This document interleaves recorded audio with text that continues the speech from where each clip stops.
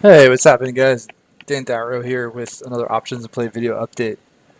We have had a crazy couple weeks of trading. I think I've said that the last week straight with all of these videos, but it's so true. Things are just flying around. And if you guys are like me, really ended up with a lot of different positions over like the last few days, where when things are kind of quieter, typically have maybe like a fewer amount of positions. When things are really flying around, and tend to have more. Want to be involved. Good setups. Things are really like paying, right? So end up being involved with more different trades. So when the volatility is high and things are flying around, you're sitting in a lot of positions. Sometimes it can be kind of a headache, right? It can be kind of challenging to manage all those positions when they're like up a lot or down a lot. And this morning was kind of one of those mornings where it seemed like volatility was really about to kick back in. I mean, this is the chart of the Qs. We had a big rally after the CPI, and then the pretty sizable rally fizzled real fast, and it looked like things were really about to start to slide quickly to the downside. And there are some stocks that actually did slide pretty quickly to the downside, or are still sliding right now. So like the more volatile open, I mean, it really if you're sitting in a lot of stocks or a lot of options, in my case, when you have volatility, when it starts to pick up, I mean, it really can make it a struggle to, get in, get out, like hit targets, hit stops, right? So what I try to do on days like that, or days like today, when I have a lot of different option positions on, is prioritize time.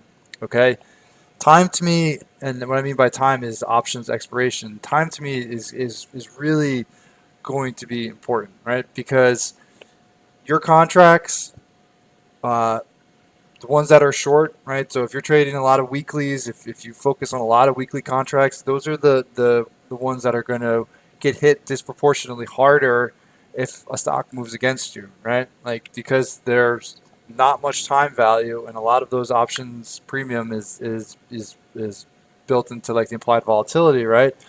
If you have a stock move sharply against you and you're sitting in a lot of weekly contracts, it's going to uh, those are going to feel a lot more pain than, say, like a stock that moves sharply against you, but you're sitting in options that expire 2 months or 3 months out, right? Because there's so much time value. Yet, yes, they'll move lower, but they won't move to the same extent that the weekly contracts will. All right.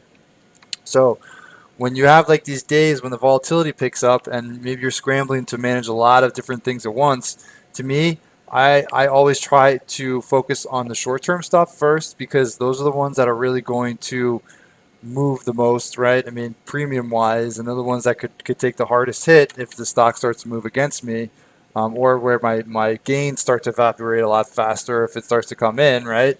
And then after that, start to work out. So like the month or 2 months, right?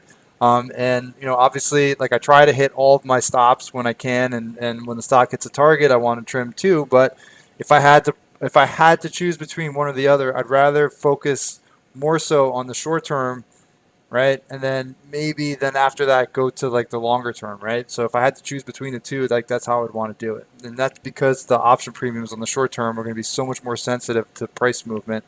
And the swings could be a lot sharper, and you might see like the premiums evaporate a lot quicker. Okay, so days like that, and especially if you're in a lot of different positions, like similar to what I'm doing. I mean, these are the things that are like going through my head when the volatility picks up and I see a lot of big reversals and I see a lot of things flying around. It's like, okay, focus on the short term expiration and then work your way out. All right.